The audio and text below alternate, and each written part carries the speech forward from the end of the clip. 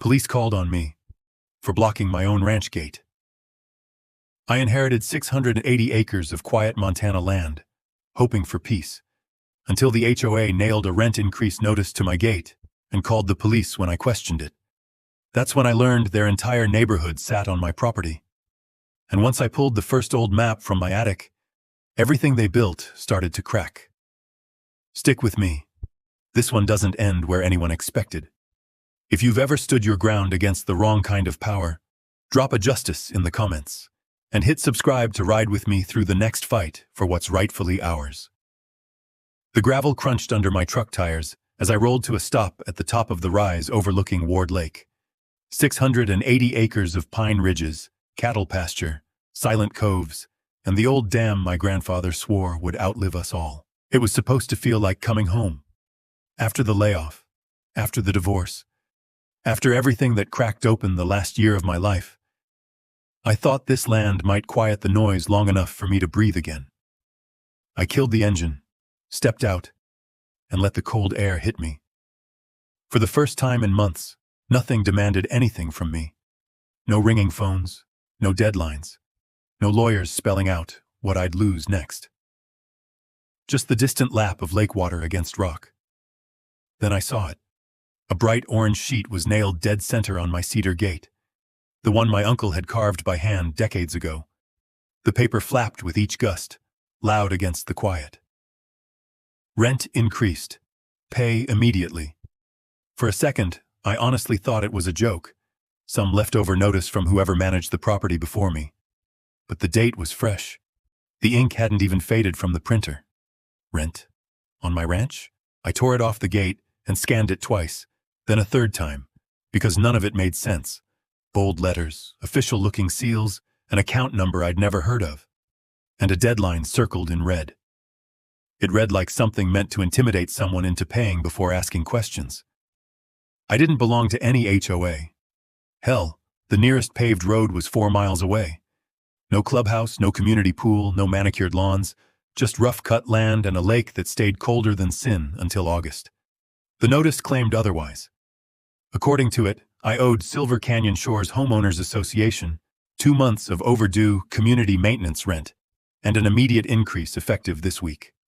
The new amount was triple the old rate. And the kicker, non-payment could result in legal enforcement or restricted access to shared infrastructure. My jaw tightened. There was no shared infrastructure out here, unless they were talking about the dirt road my family built by hand long before any HOA existed. A small number printed at the bottom caught my eye. Unit 33. I didn't have a unit. I didn't even have a mailbox yet. I folded the paper and stared through the slats of my gate at the lake beyond. Quiet, glassy, indifferent. My stomach wasn't nearly as calm.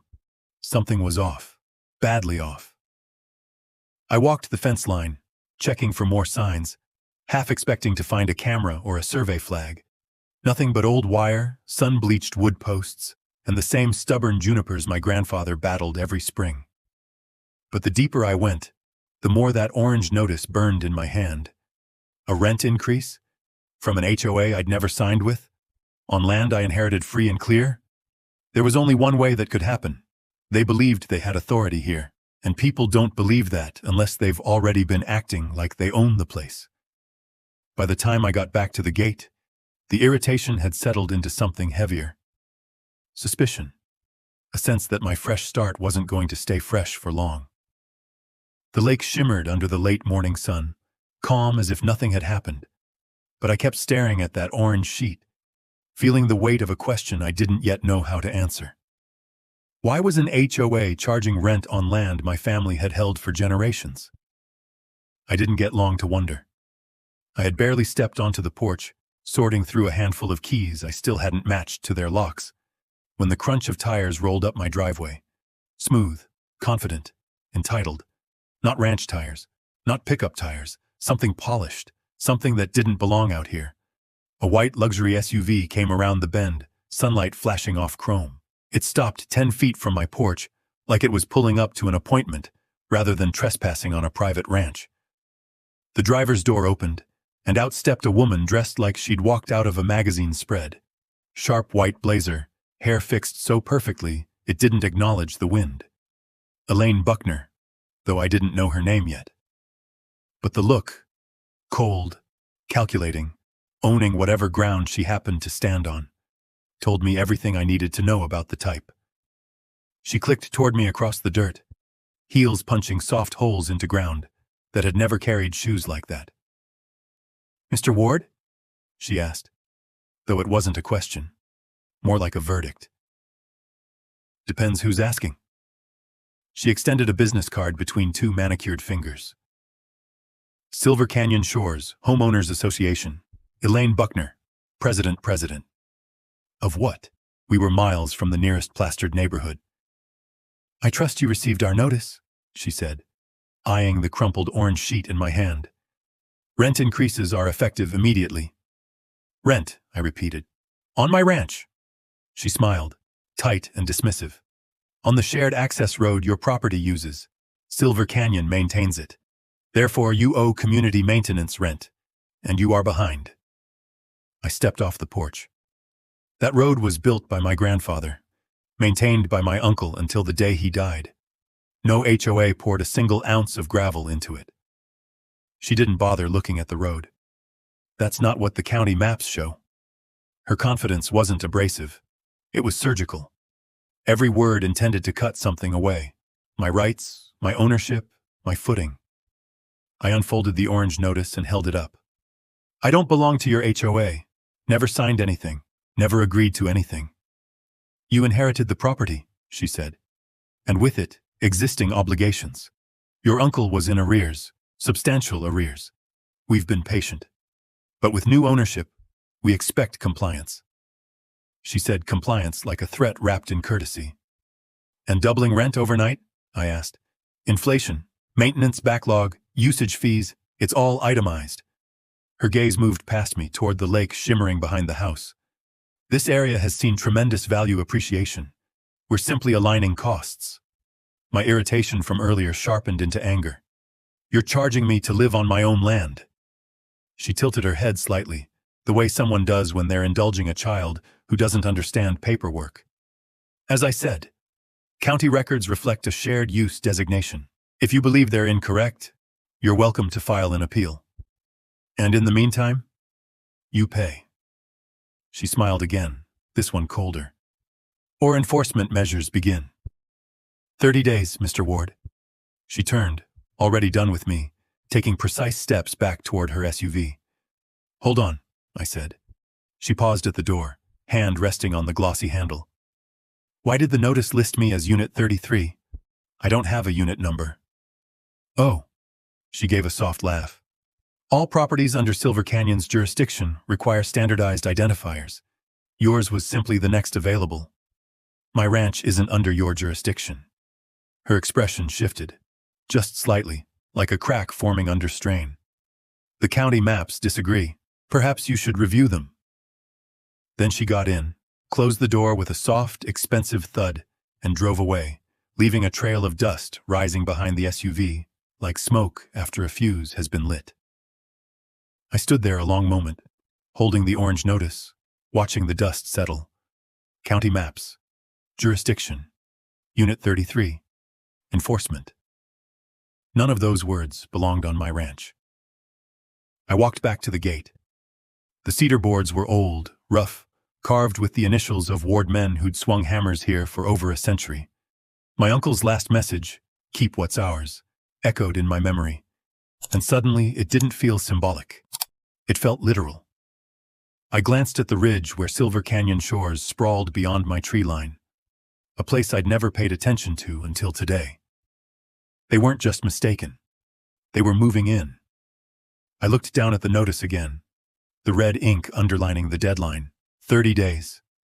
And for the first time since stepping foot back on ward land, the calm inside me cracked into something sharper. Why did their maps show they controlled my ranch road? And what else were they claiming? I didn't have to wait long for an answer.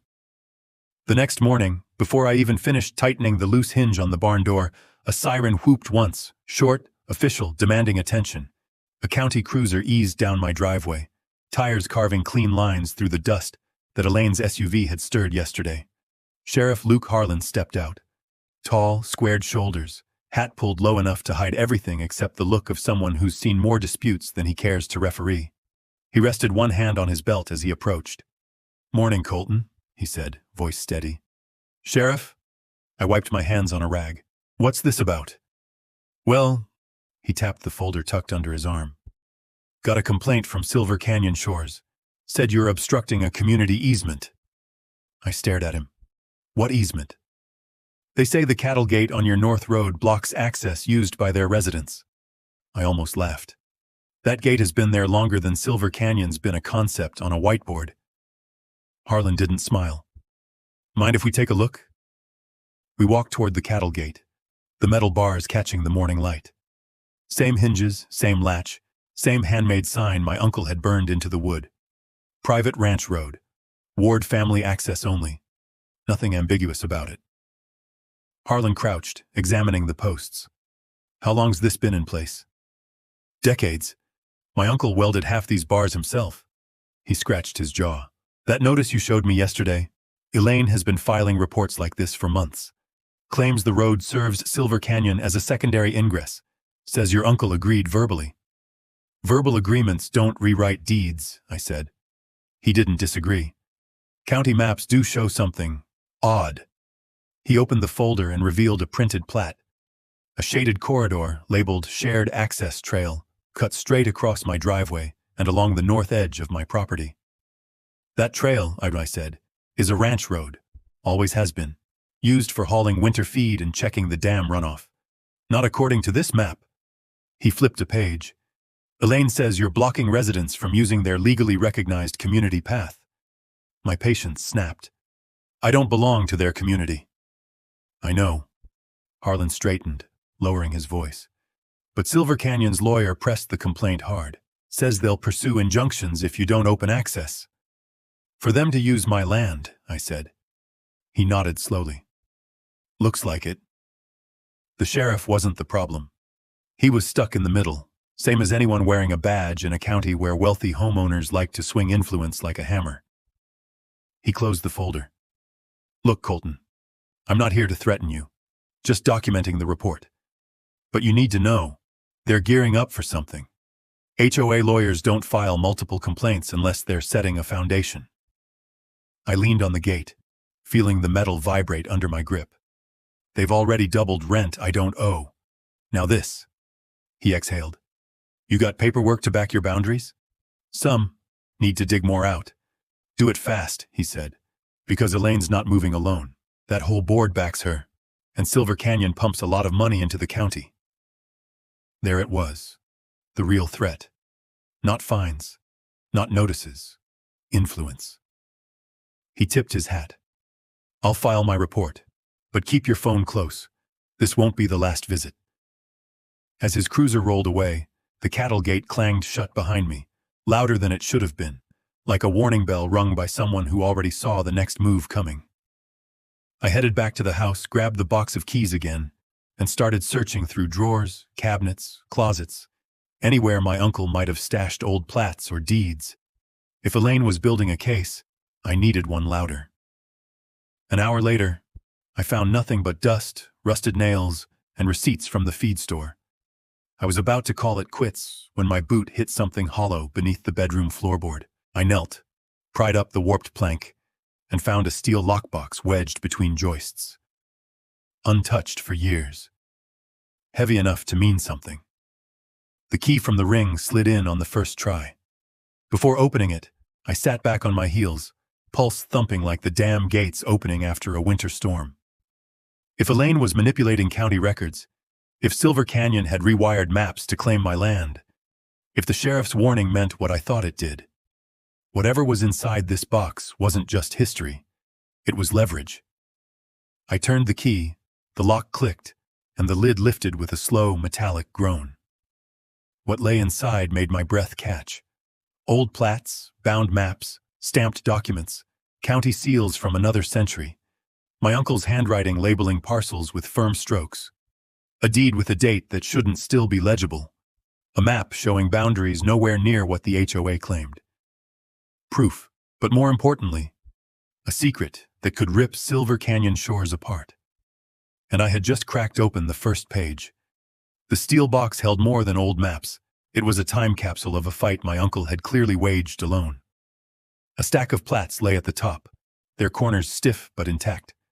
Below them sat envelopes with county stamps from the 70s and 80s, oilskin rolls tied with twine, and one bound ledger with the Ward family brand embossed on the cover. I pulled the top map into the light. The seal read, Madison County Surveyor, 1894, and the inked boundary lines were unmistakable. The Ward property stretched across the entire canyon floor, up the ridge and wrapped around the lake in a way that made my pulse jump. The shape matched my memory of the land, but what caught my eye was what wasn't there. There was no subdivision, no shared corridor, no Unit 33, no Silver Canyon shores. That alone wasn't the twist. Pinned under the map was a smaller slip, my uncle's handwriting, blocky and blunt. They knew, don't let them take it. My throat tightened. I set the map aside and lifted the leather-bound ledger. Inside were entries spanning 3 decades. Dates, letters sent, responses ignored, notes about county meetings, hand-sketched copies of plats, and an underlined phrase repeated across multiple pages. Unauthorized encroachment. The deeper I dug, the more the timeline sharpened.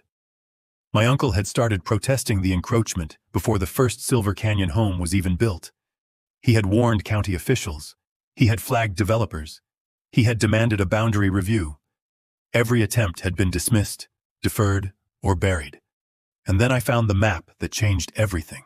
It was rolled tight, wrapped in cloth, tucked at the very bottom. When I unrolled it, the musty scent of old paper filled the room, but the detail was crystal clear. It bore the year 1978 and a note in the lower margin, verified against railroad deed.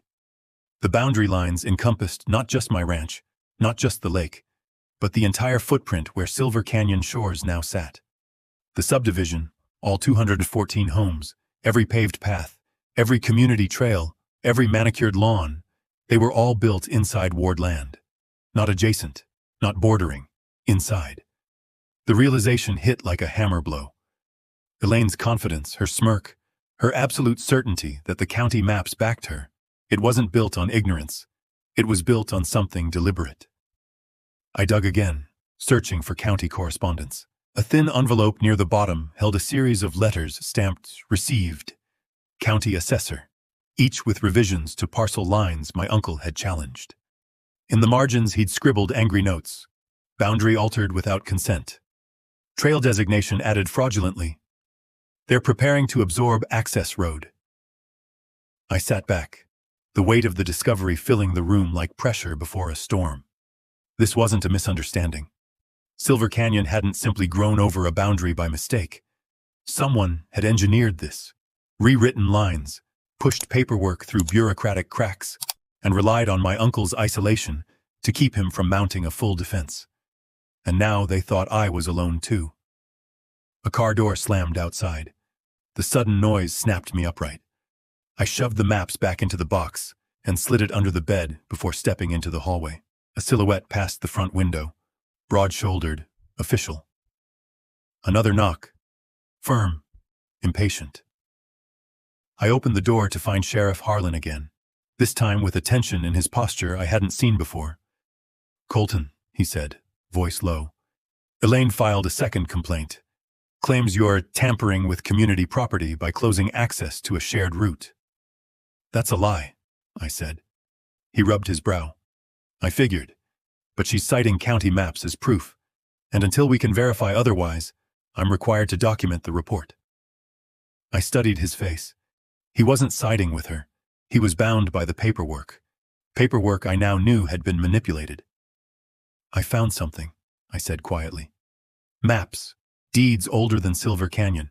Proof the road isn't shared. Proof the whole development is sitting on Ward land." His eyes narrowed, not in disbelief, but in interest. "How strong is this proof?" "Strong enough Elaine wouldn't want it seen." He took a slow breath, weighing the risk of asking more. "You planning to file a counterclaim?" "Planning to do more than that," I said. "I'm going to reset the record." He nodded once. "Then get yourself a lawyer, a good one, and don't show that evidence to anyone who doesn't need to see it." He stepped back from the porch. Elaine's confident for a reason. People don't push this hard unless they think the system favors them. I'm not my uncle, I said. No, he replied. But she's about to learn you inherited more than land. When his cruiser left, I went straight back to the steel box. I laid the old maps across the bed, aligning the plats from 1894, 1932, 1978, and the railroad deed. Every boundary matched, every claim aligned. Not 1 inch of Silver Canyon shores was outside Ward property lines. My uncle hadn't lost the war. He'd run out of time. And now the burden fell on me. I gathered the strongest documents, slid them into a file folder, and stared at the top page. A clear, undeniable map of the truth Elaine had spent years burying. Tomorrow, I'd hire a land rights attorney. Tonight, I stood in the silence of a ranch that finally made sense. The HOA wasn't trying to control my land. They were trying to hide the fact that I owned theirs. That realization changed everything. It turned irritation into strategy, suspicion into purpose. The steel box packed with century-old records wasn't just proof, it was ammunition. But I needed someone who knew how to fire it without blowing off my own foot. By dawn the next morning, I was sitting inside the small office of Maria Delgado, a land rights attorney with a reputation sharp enough to cut through steel filings. Her name came recommended from 2 neighboring ranchers who owed their livelihoods to her courtroom work. Maria studied the folder I handed her, with a level of focus I hadn't seen from anyone in years. No interruptions, no polite smiles, just pure, professional concentration. After 10 solid minutes, she looked up. "Where did you get these?" she asked. "My uncle kept them hidden, found them under a floorboard." She nodded slowly. "Your uncle was smart, and also correct. These records are devastating for Silver Canyon shores." She tapped the 1978 map. "This is a railroad-era boundary reaffirmation, nearly impossible to overturn. And this," she pulled the 1894 plat closer, "confirms original ownership before any county restructuring." "So they built on Ward land," I said. Her tone hardened. "Not just built. They built illegally, then manipulated county plat lines to disguise it." I felt my jaw clench. "And now they're doubling rent I don't owe." "That's not rent," she corrected. "That's extortion under the guise of jurisdiction." She slid the documents into a neat stack. "Let me be clear. If what I see here holds up under scrutiny, you don't just have a defense. You have full control over the roads, the trails, the lake border, and the land underneath every single home in Silver Canyon shores." The stakes landed with a weight that almost shook the room. "Then why does the county map say otherwise?" I asked. Her lips tightened. "Because someone with enough influence pushed a revision through quietly. It happens more often than people like to admit, especially when developers smell money." "Elaine," I said, "and her board. Likely. But they aren't the only ones who could have had a hand in it." She stood and crossed to a filing cabinet, pulling out a blank petition form. "Before anything else, you need to make this official. We'll file for a boundary clarification hearing that forces the county to freeze enforcement of HOA claims until the truth is reviewed." I exhaled. Finally, a step forward. Maria sat again. "But you need to understand the risk. Once we file, the HOA will learn you're contesting their authority. They will escalate. Hard." "They already called the sheriff on me twice," I said. She nodded. "Expect worse. Fake fines, more complaints, maybe even attempts to block your access. They'll want to push you into a corner." "Then I won't let them." Maria gave a rare, approving smile. "Good, because we're going to need resolve, and more information."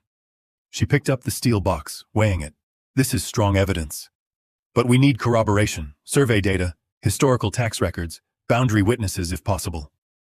"My neighbor Tom Riker might help," I said. "He's been here longer than Silver Canyon's existed." "Good. We'll talk to him. And you need a current surveyor to verify these plats." "I know someone," I said. "Ethan Moore." Maria leaned back.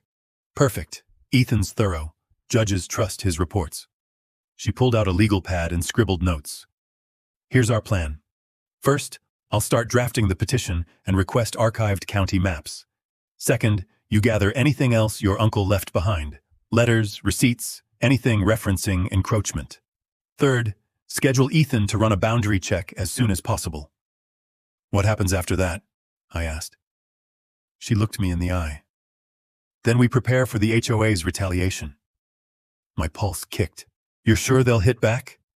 Oh, they won't just hit back, she said, voice darkening. They'll panic, and people who panic make mistakes we can use. She closed the steel box. One more thing. Don't talk to Elaine. Don't respond to notices. Don't acknowledge the HOA. Everything goes through me now. That was the first moment since arriving on Ward land that I felt the ground under me stabilize. As I stood to leave, Maria added, Colton, your uncle didn't lose. He simply fought alone. You're not alone. I nodded, gripping the file folder tighter. Outside her office, the weight of the conflict became clearer. This wasn't about a rent dispute. This wasn't about a road. This was a battle over the truth and the power that came with it. When I stepped back onto the ranch that afternoon, the first thing I saw was a new HOA envelope wedged into my gate latch. Bright red letters screamed, "Final notice, immediate payment, demanded." They were escalating faster than even Maria predicted. I didn't open it. I didn't need to. Instead, I walked inside, placed the unopened envelope on the table beside the steel box, and opened my phone. Ethan, I said when he answered. I need a survey. Today, if possible. He hesitated. Does this have to do with Silver Canyon? Yes. Silence, and then, I'll bring my equipment. I hung up and let the tension settle into something sharper. This wasn't a quiet inheritance anymore. This was the beginning of a counterattack. And Silver Canyon was about to realize I wasn't the man they thought they could pressure. And I wasn't my uncle. I was worse for them. I was prepared. That didn't matter to Silver Canyon shores.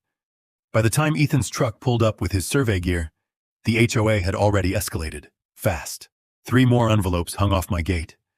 One zip-tied to the latch like a badge of authority. A 4th lay in the dirt, tire tracks over it. Their tempo was increasing. Panic disguised as confidence. I didn't touch any of them. Maria's rule: no responses, no acknowledgements, no openings. Ethan stepped out, pushing his hat up. She's stirring the pot early. She's trying to flood the field before we move, I said. Let's move then. I led him to the North Road, the so-called community easement. The cattle gate stood exactly where it always had. Ethan crouched, checked the posts, measured the angle of the fence line. His methods were quiet, methodical, no wasted motion.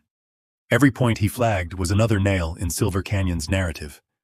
But 20 minutes into the work, an engine revved. A black sedan, tinted windows, slowed to a stop right beside us. The window lowered, and Graham Stillwell, the HOA's attorney, leaned out. His suit was immaculate, his expression smug, as if the land he was parked on belonged to him.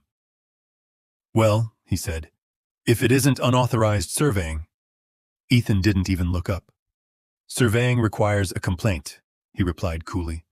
We have one. Stillwell's smile tightened. This road is under Silver Canyon jurisdiction.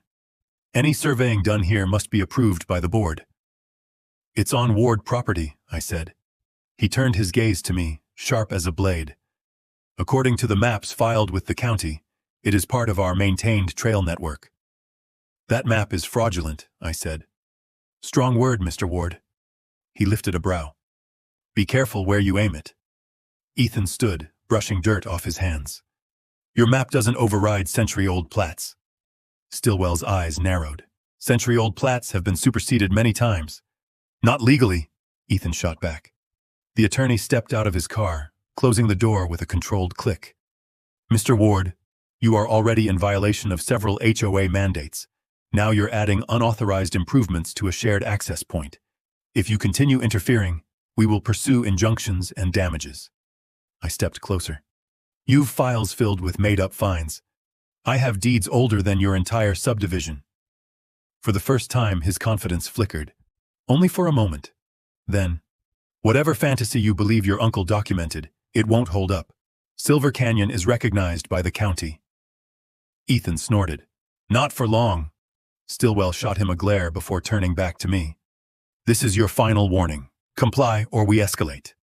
You already escalated, I said. Now it's my turn. His jaw tightened, and without another word, he got back in his sedan and drove away. Ethan shook his head. He's rattled. No, I said. He's preparing for something. We worked another hour, documenting boundary markers, aligning GPS points with the old railroad plats. When Ethan finished, he packed up quickly. Colton, he said, voice low.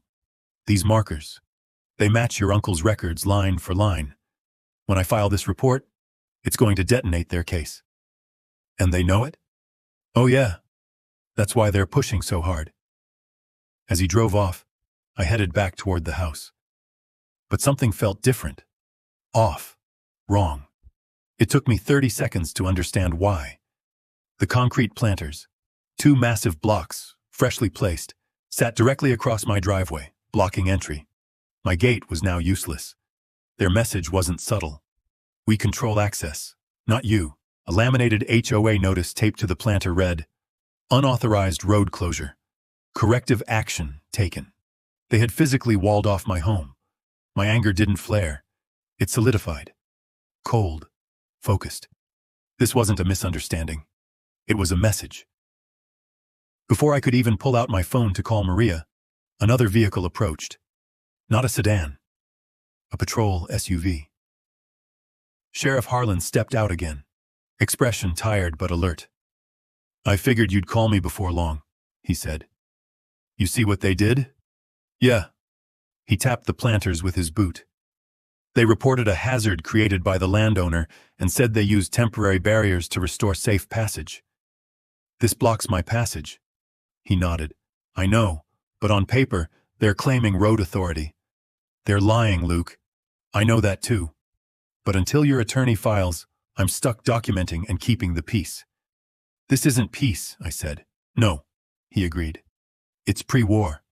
He leaned in slightly. You get Maria to file that petition today, because the HOA believes they can bury you in paperwork and leverage. Once the county freezes their authority, things will shift fast. And if they escalate again? I asked. Document everything. Take photos. Don't move the planters yet. I need to log them. But once I do, you're legally in the clear to remove obstructions on your private drive. Just keep it clean. He looked at me hard. Your uncle wasn't wrong about them. These people play dirty. I'm ready for dirty, I said. Good, he replied. Because they're about to learn the difference between an HOA rulebook and actual law.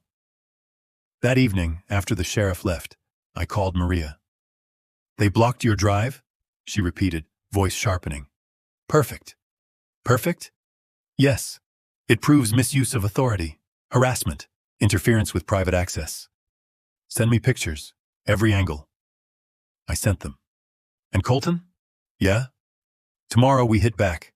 I'm filing the petition at 8 a.m. sharp. Once it's submitted, they're frozen. No more claims, no enforcement actions, no more blocking your roads. You'll finally have ground to stand on. I looked at the steel box on the table.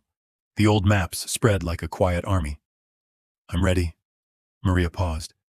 Good. Because this was their hammer. And the next move? I asked. Yours, she said. We start swinging. I hung up, staring at the planters outside my gate through the window. Silver Canyon had thrown its weight around. Now they were going to learn they'd picked a fight with the wrong land. I didn't sleep much that night. Too many moving pieces, too many unanswered questions, and one concrete truth. Elaine Buckner wasn't just aggressive. She was desperate. People escalate when they sense time running out. At 7:02 a.m., a truck rolled up my drive. Ethan Moore stepped out, toolbox in hand, GPS gear slung over his shoulder, a thermos of coffee dangling from 2 fingers. You ready to break their narrative? He asked. Let's end it. He nodded once and headed toward the northern boundary, the stretch Silver Canyon claimed as shared HOA access. The same stretch Ethan believed would sink their entire case. But before he started, he pulled a folder from his truck.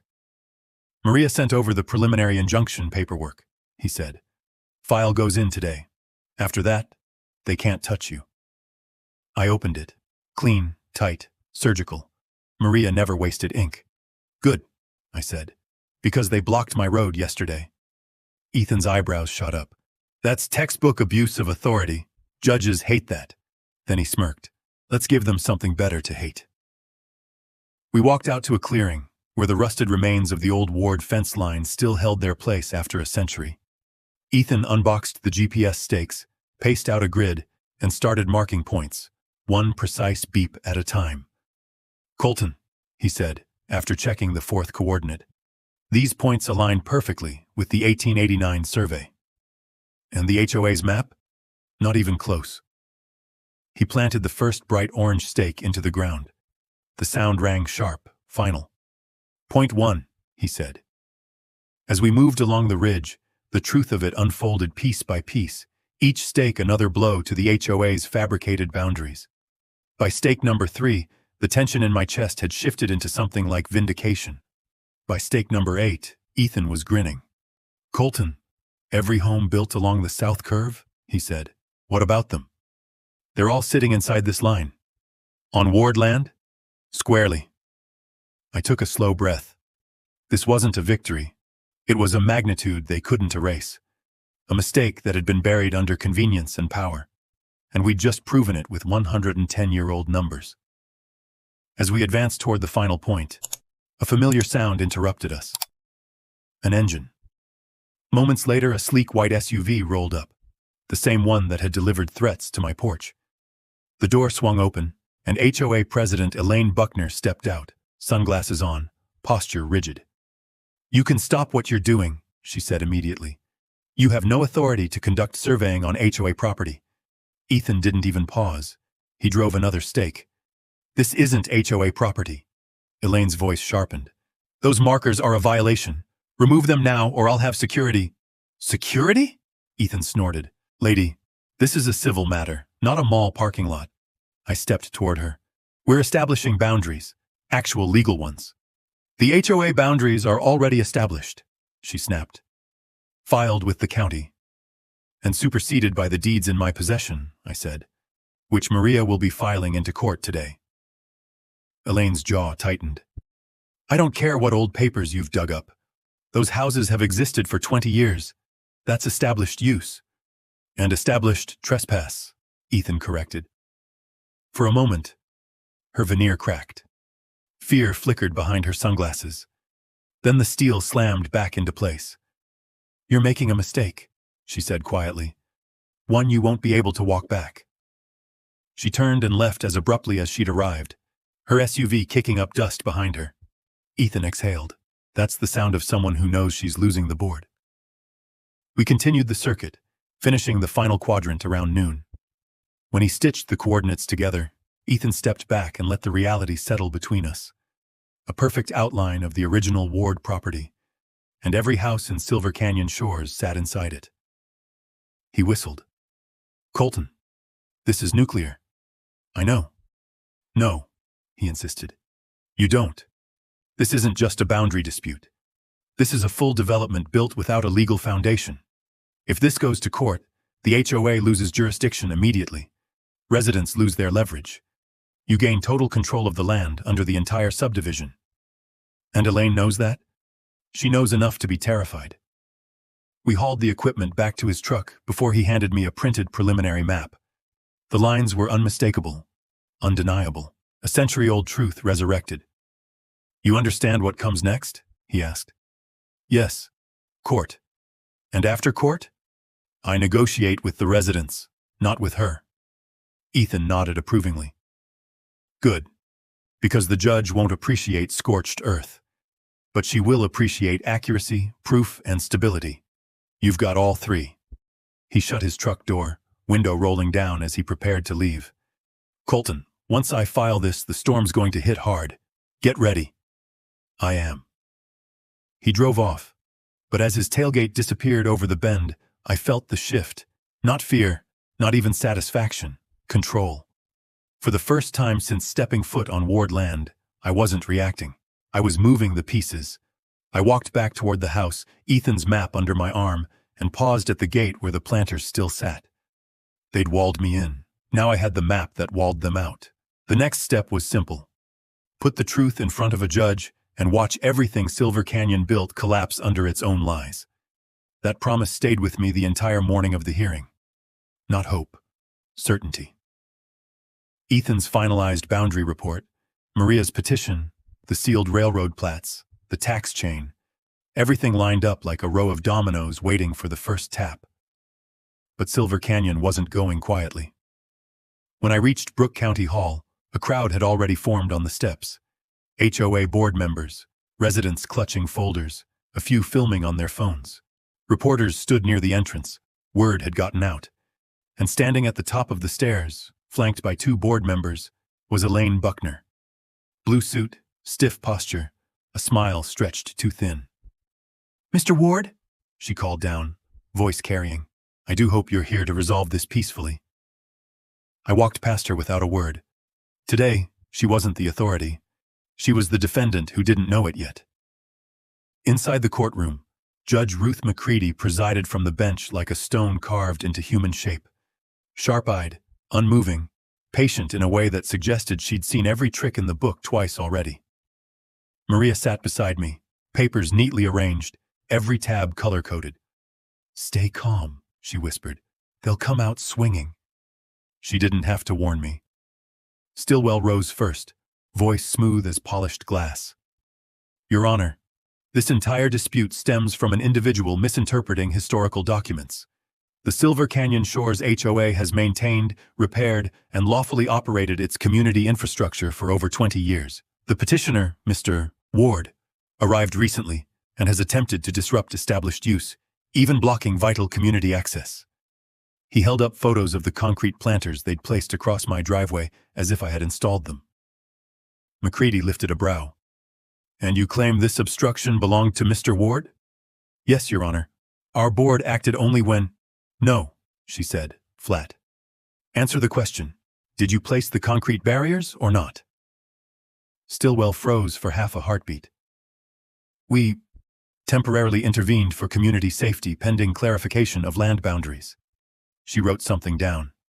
A bad sign. For him. Then Maria rose. "Your Honor, the HOA's entire argument hinges on county boundary maps filed between 2001 and 2003. Maps that contradict every deed, survey, plat, and tax record from 1889 to the present day. We intend to demonstrate that Silver Canyon Shores was constructed on land never owned, leased, or permitted by the HOA or its developers." She stepped to the evidence table and placed Ethan's large boundary diagram on the easel. Murmurs rippled through the courtroom. "This," she said, tapping the outline, "is the original Ward property line, verified by GPS surveying, historical plats, and continuous tax payments. Every home in Silver Canyon lies within this boundary." Stillwell stood. "Objection. This is dramatic speculation." "Overruled," McCready said without looking up. "Continue, Ms. Delgado." Maria nodded. "Your Honor, the HOA has levied fines, rent demands, and enforcement actions against Mr. Ward on land he legally owns. They further obstructed his private driveway, filed false complaints with the sheriff's office, and issued fraudulent rent increases with no contractual authority." She pointed directly at Elaine. This was not confusion. It was misuse of power. The judge looked at Elaine. "Ms. Buckner, do you dispute the authenticity of the Ward family plats?" Elaine swallowed. "We believe newer records supersede older ones." "Do you have deeds or easements supporting that belief?" "Not in a traditional sense." McCready leaned back.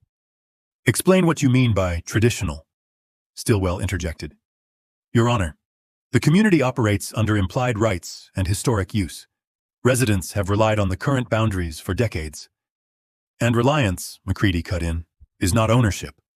Stillwell opened his mouth, then closed it. Maria stepped forward again. "Your Honor, the HOA built jurisdiction on assumptions, none of which stand against the lawful chain of title. Mr. Ward did not interfere in community access. The HOA interfered with his." She displayed a photograph of the planters blocking my driveway. "And here," she continued, "is evidence of the HOA restricting a private landowner from reaching his own residence." McCready's jaw tightened. "Mr. Stillwell? That action was taken under emergency concerns. Do you understand," the judge said, leaning forward, That obstructing private ingress and egress on land you do not own constitutes unlawful interference. Silence stretched across the courtroom.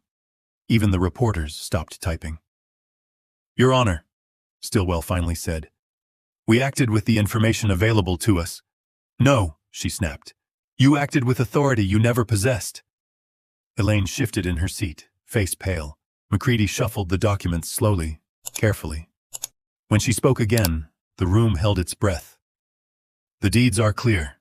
The surveys are consistent. The tax records are continuous. The HOA has no documented ownership interest, easement right, or jurisdiction over Mr. Ward's property. Therefore, Stillwell tensed. Elaine clutched her folder. Maria lifted her chin. Every enforcement action taken against Mr. Ward is hereby nullified. A wave of whispers erupted. McCready wasn't done. Furthermore, all access restrictions placed by the HOA on Mr. Ward's property must be removed within 48 hours. Failure to comply will result in court sanctions. Elaine let out a small, strangled sound. And finally, the judge added, because this case involves significant misrepresentation of authority, I am referring the matter for further review to determine whether the HOA board exceeded its legal boundaries and whether residents must negotiate proper land use arrangements directly with Mr. Ward. It was the softest way a judge could say, you built your kingdom on someone else's dirt. Now pay for it. Maria exhaled slowly. We just changed the weather, she whispered. But the storm that followed wasn't for us. It was for Elaine. As the judge dismissed the room, she stood stiffly, trying to hold herself together. Board members whispered to her, frantic. Residents stared at her in horror and betrayal.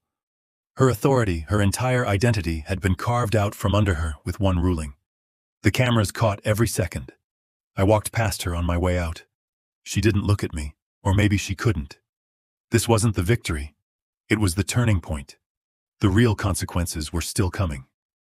The collapse of the Silver Canyon Shores HOA. Word of Judge McCready's ruling spread through the subdivision faster than wildfire on dry grassland. By sundown, residents were massing near the community center, some angry, some confused, most blindsided.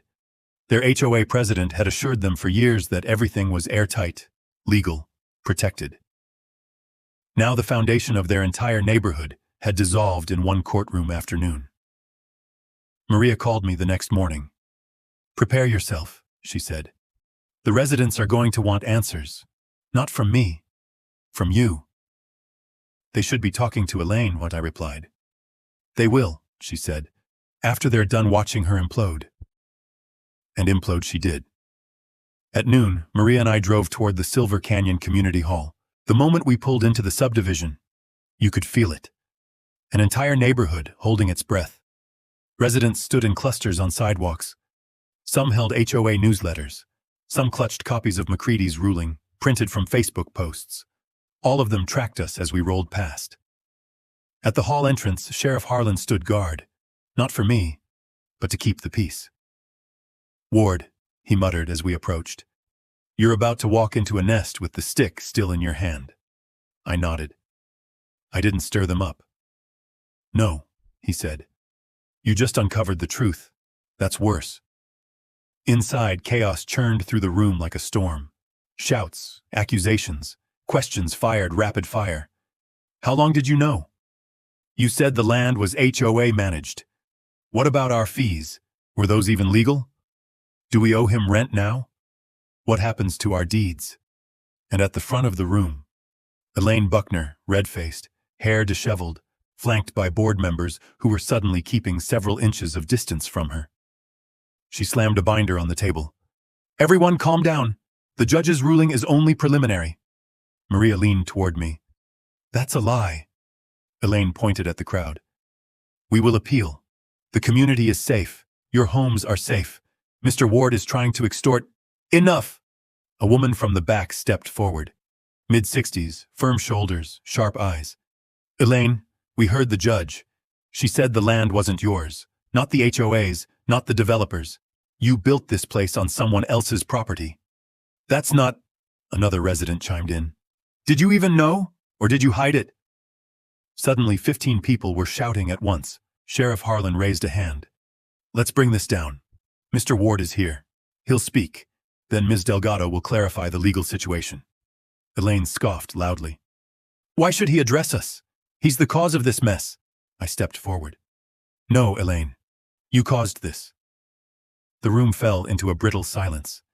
I held Ethan's map high enough for everyone to see. These boundaries weren't drawn yesterday. They've been the same since your grandparents' grandparents were born. The Ward family has owned this land for more than a century. The railroad plats, the tax records, the deeds, they all match. A man near the front raised his hand. So, all this time, we were paying HOA fees for land the HOA didn't own? Yes, I said. You were paying for authority they never had. Another voice. Did you charge rent on his land? The board members went stiff. Elaine snapped. We charged community access fees. Perfectly legal. No, Maria cut in, stepping beside me. You charged rent disguised as fees on land you didn't control. You issued fines outside your jurisdiction. You blocked his driveway. You misrepresented your boundaries to the sheriff's office and the county, and you demanded he pay rent for living on his own property. Those aren't mistakes. Those are violations. Residents erupted again, louder, angrier. Is this why our fees kept doubling? We trusted you. You told us you had the documents. You said you met with the county commissioner. You lied to every one of us. Elaine's composure finally cracked. Fine, she shouted. Yes, the original plats were unclear, but we had modern maps and we acted on them, and you all supported me. You wanted strict enforcement. You wanted property values protected. A man stood up abruptly. We didn't ask you to build our homes on stolen land. Sheriff Harlan stepped forward. All right, that's enough. Let's return to order. But order was gone. A board member finally stood, trembling. I move to suspend HOA operations pending investigation. Another resident shouted, Seconded! Someone else yelled, No, remove the board! Voices rose together. Remove them! All of them! Vote now! The sheriff raised a brow at me. Told you, nest, stick. Elaine slammed her fist on the table. You can't remove me. I built this community. Without me, this place collapses. A resident fired back. It already collapsed the moment the judge spoke. Maria cleared her throat. For clarity, Judge McCready's next step will involve determining lawful ground leases between Mr. Ward and residents. No one is losing their homes. No one is being evicted. But the HOA's authority over this land is legally void. And Ms. Buckner? A resident asked. That, Maria said calmly, is up to you. The vote was loud, immediate, unanimous. Elaine Buckner was removed as HOA president on the spot. 2 board members resigned before the vote even ended. Elaine stood frozen, eyes darting, breathing shallow. Then her face twisted. Rage, humiliation, fear all bleeding together. You think you're safe without me? You have no idea what's coming. You'll beg for my leadership. No, the older woman from earlier said, stepping forward. We'll never beg a liar again. Elaine grabbed her bag and stormed out of the building, brushing past reporters who'd shown up just in time. Flashbulbs lit her red face like a warning siren. The HOA wasn't just weakened. It was finished. Residents turned back to me, their expressions changing, softening. Some anxious, some resigned, some cautiously hopeful. One man spoke for all of them. So what now, Mr. Ward? Do we negotiate? Do we owe you something? I nodded. Yes, but not what Elaine told you. You don't owe me punishment. You owe me honesty, and I'll give you the same. We'll find a fair way forward. Relief washed through the room like wind shifting direction. The fight with the HOA was over. The fight for the community's future was about to begin. But for the first time, it would be fought on solid, rightful ground. Ward land. In the days after the HOA collapse, Silver Canyon Shores entered a strange quiet, like a town after a storm, where people step outside and finally see what was torn down and what still stands. Gone were the newsletters. Gone were the patrol SUVs pretending to be authority. Gone were the fines taped to doors and the smug certainty on Elaine Buckner's face. But what remained were the residents, families, neighbors, people who'd been misled just as much as I'd been attacked. and they were looking to me not as a conqueror, but as a landowner holding the future in his hands. Maria and I met with the county to finalize Judge McCready's orders. The judge didn't mince words. "Mr. Ward," she said, adjusting her glasses as she reviewed the updated filings, "you now hold exclusive legal ownership of the entire 680-acre parcel. The subdivision sits fully within your boundaries. The HOA has lost every claim." "Understood, Your Honor." "And," she continued, "this court encourages you to enter good faith negotiations with the residents, so they may continue living in their homes without fear or instability." "I intend to," I said. "They weren't part of the fraud." A small smile crept across her stern face. "Then perhaps this land is finally in the right hands." 2 days later, I returned to Ward Lake at sunrise. Sheriff Harlan met me at the gate, this time with a work crew, not a warning. "You ready?" he asked. "Let's clear it." Together we hooked chains to the massive concrete planters the HOA had placed to block my driveway. As the first one toppled and dragged across the gravel, it felt like removing the last remnant of an enemy occupation. "No barriers," the sheriff said, checking the cleared path. "Not anymore." "Not ever again," I replied. He clapped my shoulder once before driving off, and just like that, the gate swung freely for the first time in days. That afternoon, the community meeting, the first without an HOA, was held at the lakeshore. Over 100 residents gathered, wary but hopeful. Maria stood at my side, holding the negotiation packets she'd prepared.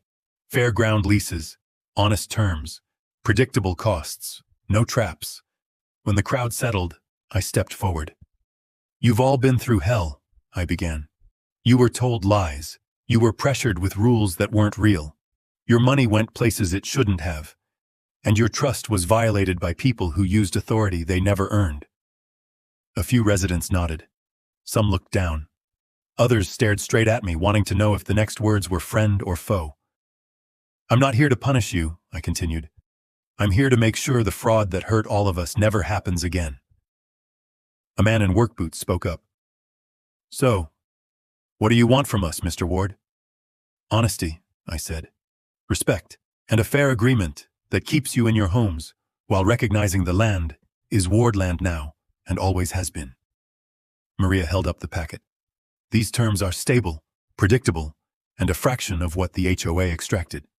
No rent increases without mutual agreement, no hidden fees, and all payments go toward maintaining the shared roads, the lake access, and safety, not someone's pocket."